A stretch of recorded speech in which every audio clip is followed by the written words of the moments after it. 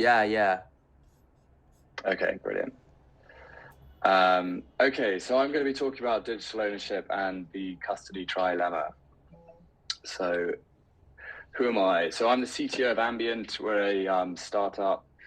As I said, I've got a background in post-quantum cryptography and blockchain development, working on Ethereum mostly, and I coincidentally have some AI experience as well. So I'm going to introduce what we call the custody trilemma. I'm going to give a background on signing, wallet types, and recovery, and then give you a little bit of an insight on what we're doing as well.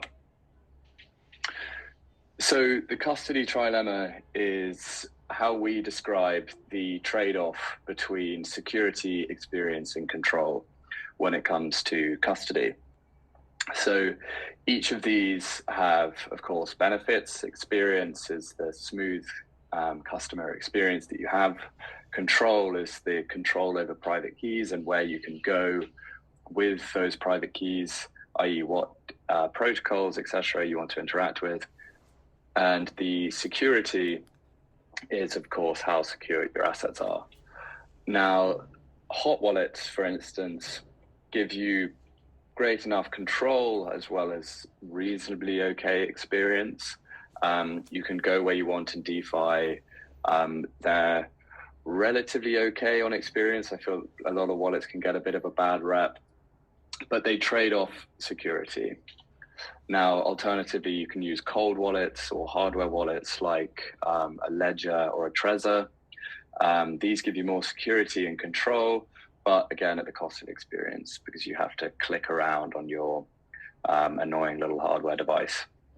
So thirdly, you have the option to use third parties. So that would be like a centralized exchange or a centralized custodian. So these give you smooth experience and relatively pretty good security for most people, but it comes at the cost of control.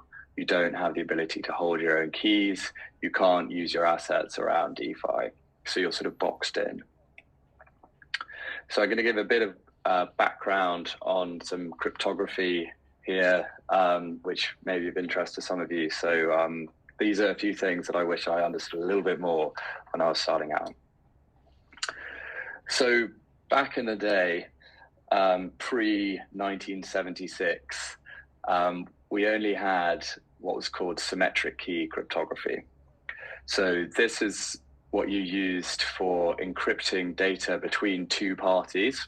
So you've got Alice over here and Bob over here, and they're both holding the same key, which they use to encrypt data and send it along a channel. Now, the important thing to note is that you encrypt the data and you decrypt the data both with the same key. So this is why it's called symmetric. So this has a couple of limitations. The problem is how do you get the key onto both of these sides? Now, say if I wanted to establish a channel like this with you, Fred, how would I get the key to you? I would have to send it over some other channel, or I'd have to send it in the post, something like that. And this is how the military used to do it. They literally sent someone along with a briefcase with a USB stick or a piece of paper to deliver it on the other side. Now, that's obviously a massive pain. It's really difficult to refresh the keys. You have to manually fill it every time. But also an interesting component is you have no way to prove your identity or prove where the data came from. Now, that's because both you and I have the same key. So how do you know that data came from me? So along comes public key cryptography. So this is what's called asymmetric cryptography. So this allows you to encrypt and decrypt data using different keys. Now, importantly, what I'm able to do as Alice over here is I can encrypt some data using your public key and my private key. And that means I can send it to you and you're the only person who's able to decrypt it. So this means we're able to establish a secure connection with someone that we've never had any pre-shared knowledge with.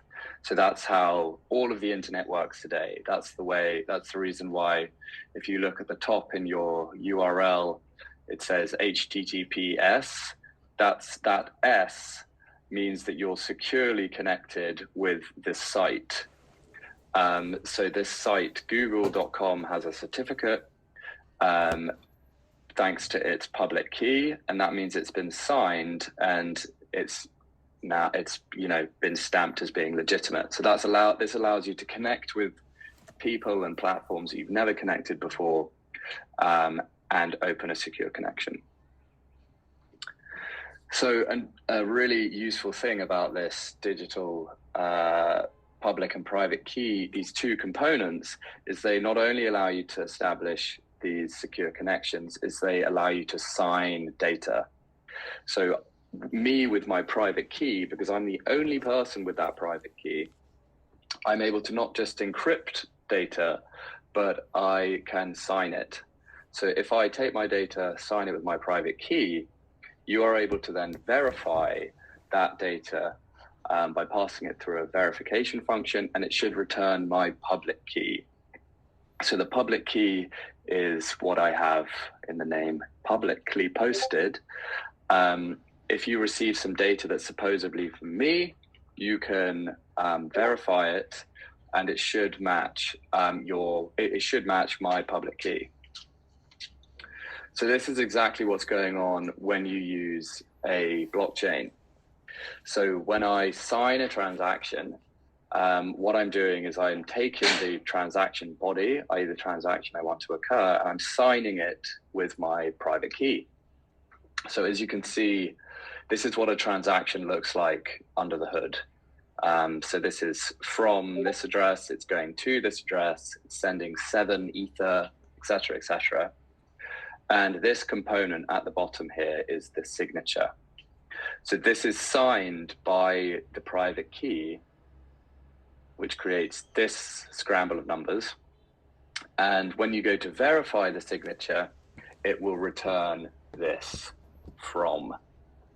Now, this is how all of the nodes in the network know that this is a valid signature, because they will verify it and it should match the public key. Now, it's incredibly important that you keep your private key private, because otherwise, obviously, somebody can pretend to be you. Now, the hard part is, where do you put the keys? How do you access them? And then what do you do with them? So in Web 2, imagine your bank, your Facebook account, Instagram, WeChat, whatever it may be.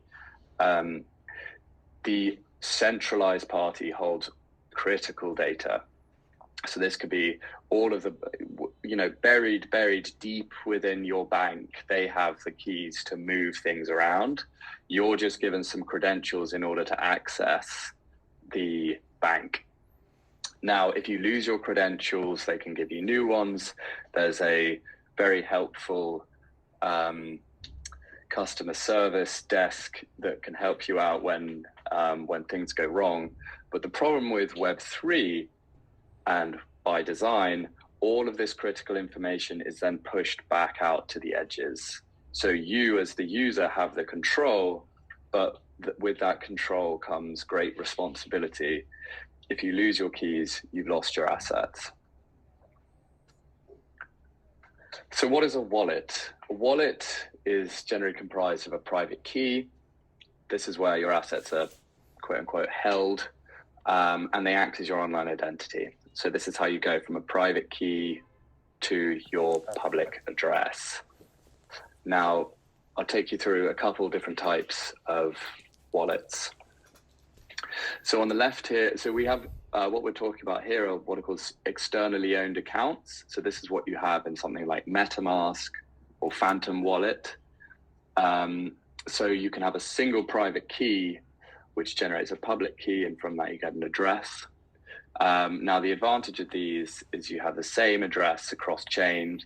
If you open up your MetaMask on any chain, on any EVM, you will have the same wallets there, which is actually quite useful. And you can create sub-wallets from them. The problem with them is because the private key directly creates the address, you can't update your private key. Now, this is very important for security across the internet generally, is these private keys for a website, for instance, are periodically refreshed. Just in case they're breached, you don't want somebody to come and pretend to be you. So more recently, a technology called MPC has become prevalent in the blockchain space. So this is where you can have multiple private keys all working under one public key. So you have multiple private keys sign a transaction, which creates one signature from this public key. So this again allows you to have the same address across chains, and you can sometimes rotate these private keys.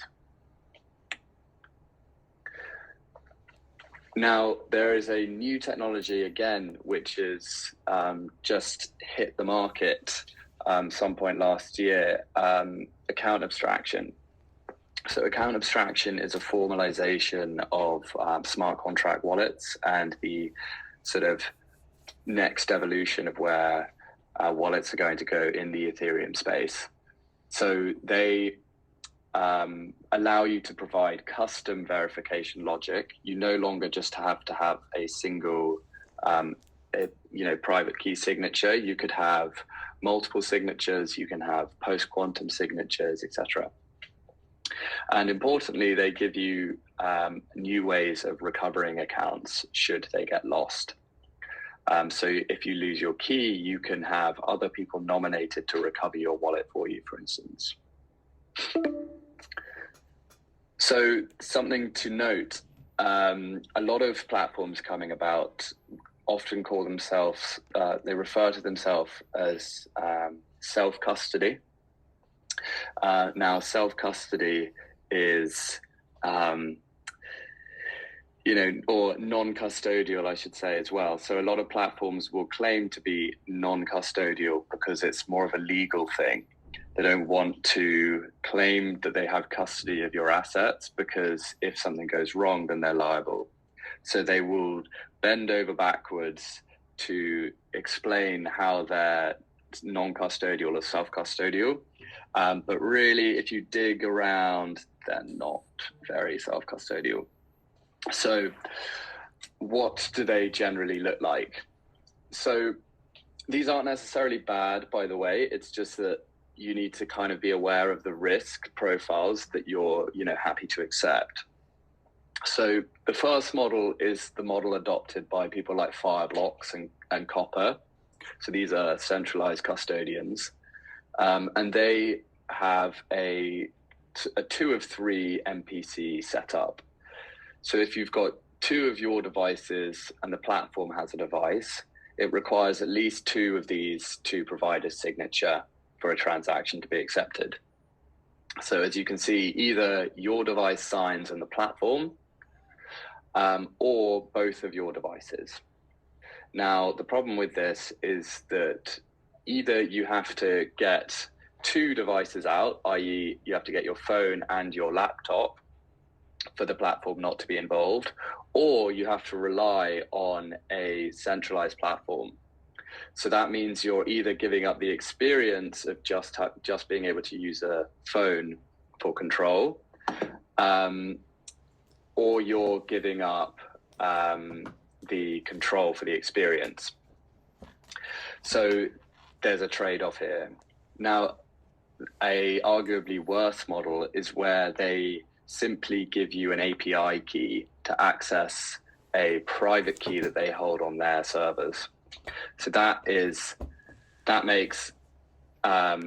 that you with your device connect to their website and they're just holding a key on your behalf, which you use for signing transactions. So this is what's often used in so-called social logins.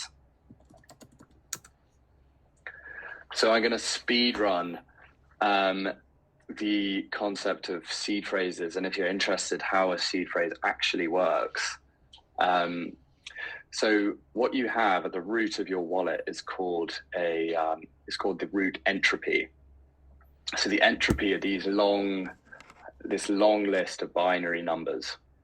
Now, each one of these chunks here makes a decimal number. So that basically means that you have an index for each one of these groups of numbers. So then when you have a long word list, what you can do is you can then say word number 510 is mansion.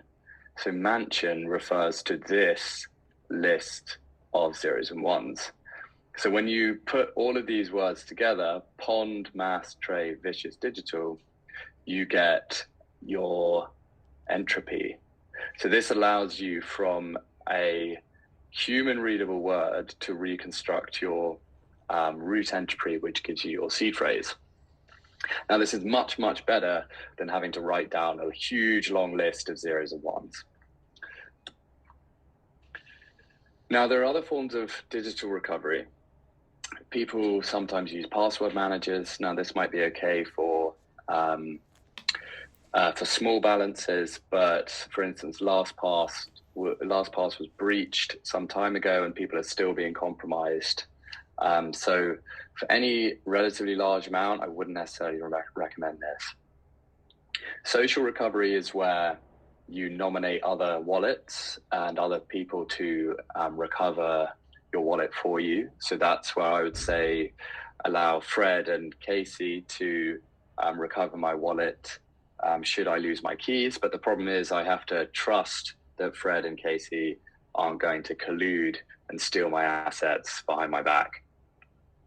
Now, there are other services like Ledger Recover. So they will take your private key and split it up, but you have to trust the service. Now, I'm going to take you through a concept called secret sharing. This is a simplified version of Shamir secret sharing. Now, this is something that I just thought was kind of cool. So I kind of wanted to share it just because I think it's an interesting concept and it's not that complicated. It sounds more complicated than it is. So this allows you to recover a private key from any threshold number of keys. So if you imagine here, you see this is a private key here. Now, hexadecimal is just a way of representing a long decimal number. So this private key actually is this really, really, really, really long number here. So I couldn't even begin to say what that number is, but it's a pretty large one. Now, if you imagine putting that number on a scale of 0 to infinity, you have this point here. So this is a coordinate. Now, that is what we're going to recover. So what I can do is I can draw a line out of this number here, and I can put 2 points on the line. And I give each of these points to a different person. So that means when I have person A here, they have no idea at what point on this y-axis the private key is, because they don't have enough information to reconstruct it. Now, if I have the other point here, again, they don't know where on the y-axis the private key is, but only when they are together can they know, and it allows you to reconstruct the entropy, i.e. the private key. So this is how people like Ledger split up your private key when you're using their recovery service. They split it up and give it to multiple parties, and they then require a threshold number of people to put it back together when it enters your Ledger device again. So anyway, I just thought that was kind of cool. And so I'm going to give a little bit of a background on what we're doing at Ambient. So as a reminder, the custody trilemma is the trade-off between security, experience, and control. We're aiming to extend the capabilities of security, experience, and control without compromising any of these components. So we're doing this by firstly implementing a decentralized key recovery model. So this means that a user doesn't need to manage any seed phrases, and it makes the recovery much simpler for them. So what happens is their recovery data is pushed to a decentralized network, and we can then nominate secondary devices to pull the recovery data. So I can push the data up here. I then nominate another one of my devices or the Ambient platform. And if I lose my phone, then I can pull the recovery data as needed. So it means you do not need to write down the seed phrases. The recovery data itself can be refreshed. So you can rotate the keys, which makes the security much stronger. And there's no risk from centralization, like worrying that the insider in a custodial service is going to steal your key, that their servers are going to go down or something like that, because it's in a decentralized network. And the next component is also decentralized signing. So this eliminates the need for centralized signing servers, which are often used in MPC. In our model, the device signs as well as the decentralized network signs. So you have a 2 of 2 model requiring both of these, but the user only needs to pull out a single device, and they don't need to use a centralized platform. And another benefit from this is that we can cryptographically enforce that your transaction came from your device. So even if an adversary had a private key of mine, if I gave, Fred my private key, he still wouldn't be able to move the assets because the network enforces that the transaction had to come from the device. So our mission is to build this self-custody infrastructure that doesn't require a compromise on security, control, or user experience. So thank you very much. Thank you, Merlin. It's really interesting and informative sharing. And so if any of you guys have some questions, just ask about that. Yeah. Thank you, Fred. I understand that what the Amber do is more is to users or to business to other company. I was curious about the business model. So what we're looking to do is offer the technology to companies who are wanting to provide wallet services for their users. So we're seeing it down 2 channels. There's both the sort of DeFi platforms focusing on retail. So that might be someone like Lido, for instance. Lido, the liquid staking protocol. Yeah. At the moment, the only way you can use Lido is, their total addressable market are people who already have wallets and who already have ETH. So we want to be able to offer platforms like Lido the ability to easily create wallets themselves by giving them all of the tools. They can create a wallet for any new user coming in. So that's one side. And the other side is to give traditional finance platforms the ability to have all of the Web3 stack they need to build into their platforms. Got it. That's really cool. So how many partners, companies you have collaborated with? So we're working with, and Casey, you might be interested in this.